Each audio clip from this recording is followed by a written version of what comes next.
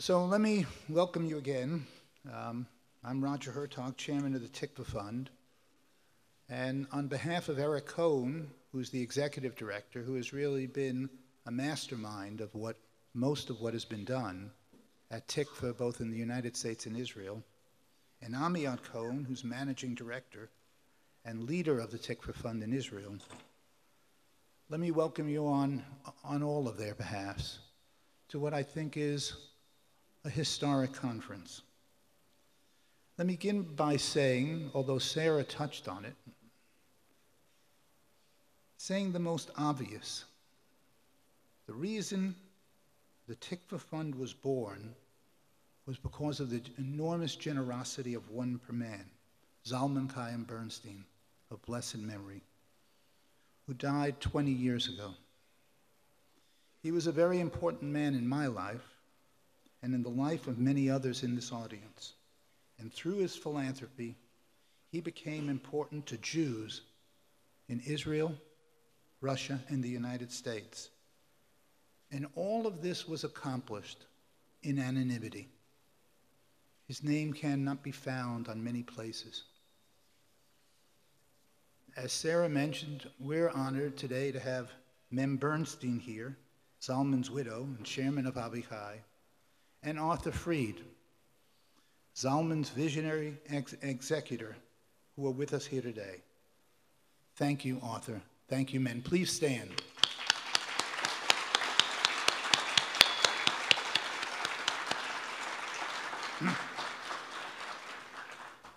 And thank you all for taking time out of your busy schedules to participate in this extraordinary gathering.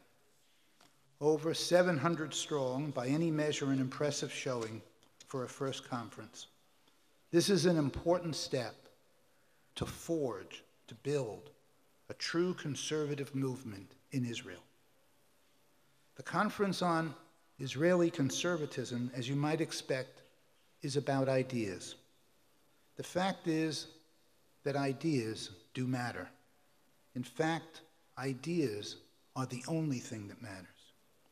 Our purpose in holding this event is straightforward: to bring together like-minded individuals, political activists, policymakers, intellectuals, journalists, rabbis, politicians, philanthropists, and concerned citizens, so that together we can work to influence to what we think is the best for Israel's future, because we care deeply about the state of Israel.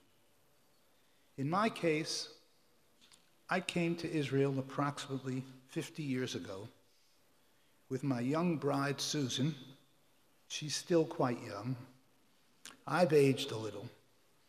But the moment I landed in Ben Gurion Airport, without having anticipated it, I became a lifelong Zionist. And while preparing for this conference, I thought not only about Zalman, who I know would have loved to have been here, who would have loved walking around and talking to everyone here, maybe even arguing with a couple of people, but also about the many miracles that have transformed Israel since I first arrived 50 years ago. Since that first visit, I've returned about 60 or 70 times. But preparing for this conference made me step back, take stock, think about the longer sweep of history, and maybe try to understand something about that miracle of Israel. Who could have possibly forecast what this country has achieved? That's humbling in and of itself, because it would have been very hard. Today, the Jewish state is stronger than it has ever been in its history. However, we're not here to only praise Israel. Whether this miracle continues to unfold in the extraordinary way it has is in essence dependent upon people like us in this room. And we have to be realistic about what our successes in building the Jewish state and those areas, and then also see the things in building the state that haven't been so successful. I'd like to focus today on economic policy and think about it in a larger sense. It's obvious that economics is not the only thing, or even maybe the most important thing, we conservatives should be concerned with. The conservative tradition is a big, powerful, broad one, concerning itself with the health and strength of our nation, our religion, our families, and responsible government. The ideal, the belief of economic freedom has had a difficult time establishing itself in Israel. We know Israel was born as a socialist country, built on heavy taxation, heavy regulation, cartels, controls that continue to this day. The result is that the Israeli economy consistently suffers in many key areas from weak growth in many sectors. So let me try to dimension how important is it for the Israeli economy to have strong growth. Consider just a couple of simple, basic numbers. If the economy grows at 2% a year, it takes 36 years to double in size. If the economy grows at 4% a year, and there are examples around the world where this has occurred, this is not unique or something impossible to achieve. That sustained rate of growth, you'll be able to double the size of the economy in 18 years, half the time. The difference between 4% a year and 2% a year has this huge, huge impact. Albert Einstein said the most important invention of the 20th century was compound interest. This is the true definition of compound interest. The difference of 2% a year cuts the time to double the size of the economy in half. It's obvious to all that strong economic growth has a strategic significance not only for stronger national defense, which is a strategic imperative, and a higher standard of living for all Israelis, but also because of growth, better opportunities for all Israeli citizens, irrespective of their age and even their education. So many of you, thank you. So many of you may be asking, don't we already have the answer? Israel's annual growth rate is approximately 3%, and just look at what's been achieved in the technology sector in a relatively short period of time. I counter and say, yes, but. The question is, why has technology been so successful, and its success hasn't been replicated in other parts of the economy? So think of it this way. The technology sector accounts for between 12 and 15% of the US economy. There's not exact data, but it's pretty good numbers. And employs 200,000 to 300,000 people. Israel has more companies on NASDAQ, this very significant stock exchange in the United States and the world. Most of those are related to technology than any other country in the world except the United States. This is all very impressive. But the problem for Israel is that the rest of the economy, which employs 3 million people, 10 times as many as the tech sector, has grown at a much smaller pace.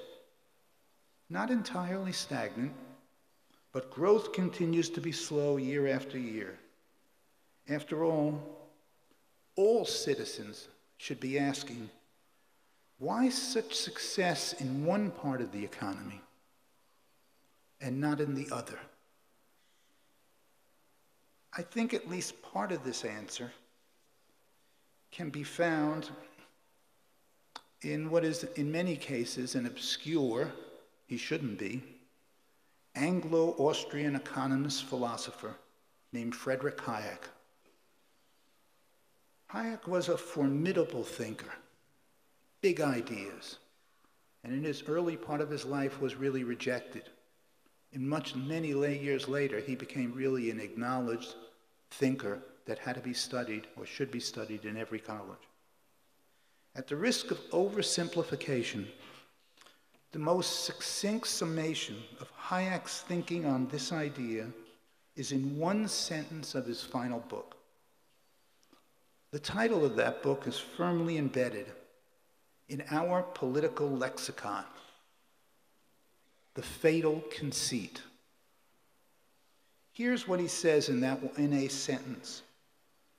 The curious task of economics is to demonstrate to men and women how little they really know what they imagine they can design. In other words, socialist economies administered by a select group of highly educated, qualified people, and in most cases, seriously committed to trying to do something good, basically is unable to really gather enough information to understand what is happening, because they work, so to say, in closed rooms, planning what should be right based on models that they've created, that they think will work in the real world. But they are unable to really have at their grasp information about what's happening in the real world, what's happening with customers, what's happening with competitors. They have a closed system. The economy, they run an economy in many parts, and this is true for the largest part of the domestic economy. Now, how does this economic theory apply to small companies using the technology analog that make up a significant portion of the tech sector? We all know small companies, I certainly knew this from my experience in Wall Street, will fail. Large numbers of them fail because they get their business model wrong, because they don't maybe have the right financing, or maybe they don't understand what's happening with their competitors. Others will succeed because they'll be able to adjust their strategies to what is happening to competitors or is demanded by customers. I can't underscore how powerful it is. The fatal conceit actually gives one the sense that people think they can forecast, they can design what the future is. The most innovative businessmen are constantly thinking about what could go wrong, how can I get better information? Market information, what happens matters to the success of businesses that succeed. The other important advantage, which should not be understood, and maybe even the most important advantage, a very large portion of the tech sector is export-driven, and its entrepreneurs are permitted to work without the burdensome regulation of governments and the oversight of how their business is being run. This is not the case for the largest part of the Israeli economy, which in one way or another, as any of you who are involved in it know, is held back by government oversight, unions, price controls, excessive tax regulation, cartels, and ultimately protectionism, protecting some important industries for whatever reason they are protected.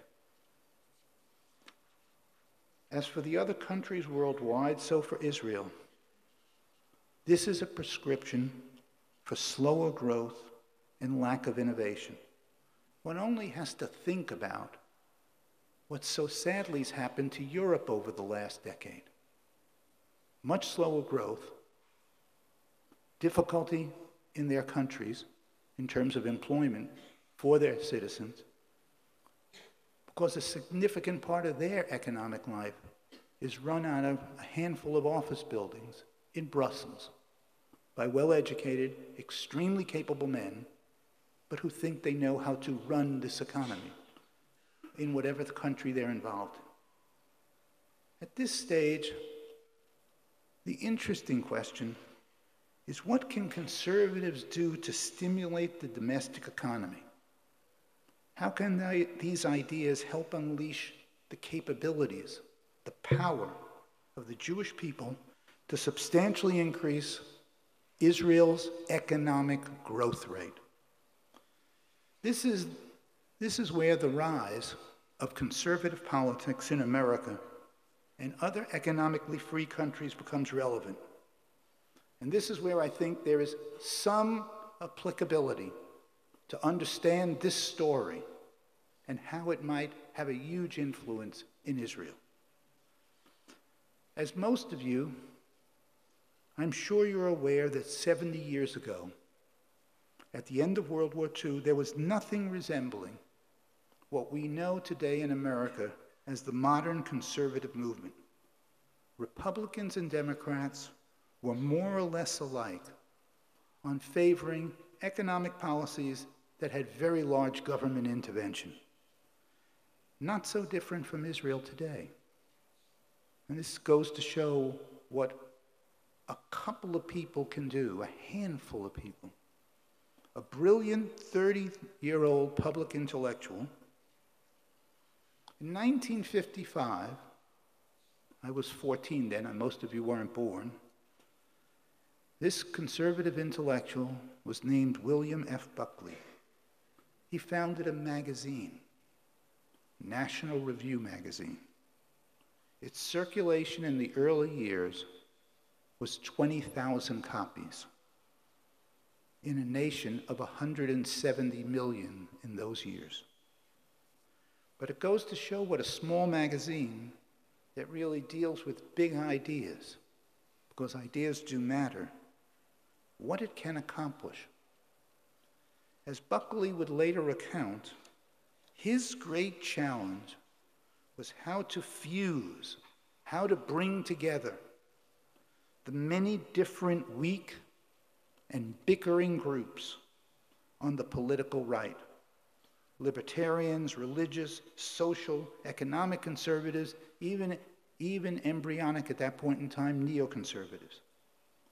His task was to persuade them they had enough in common that they could in good conscience come together, creating a powerful political new movement that became known as modern conservatism. He accomplished that, and he accomplished it brilliantly. But still it took another 20 years before a great political leader appeared on the national and the world stage in the United States to put these ideas and policies into practice. And this politician was, of all things, an actor. In fact, a grade B actor, meaning not a very good one. No one in 1960 or 65 or 70 would have ever predicted that Ronald Reagan would become the great conservative president of our era. A man who had in fact voted for Franklin Delano Roosevelt 3 times in his youth. But when Reagan began to run for president in 1980, he remembered the lessons from that magazine, from those experiences 20 years ago, that in order to win in politics, in an American case it was the presidency, you had to build a large tent of conservatives. And he did. And it's important to say, it too hasn't been a complete success. America doesn't do everything right on this. God only knows how true it is.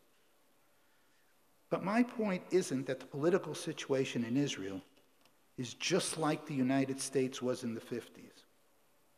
Although I believe, economically, there are similarities. It's not perfect, but there are similarities.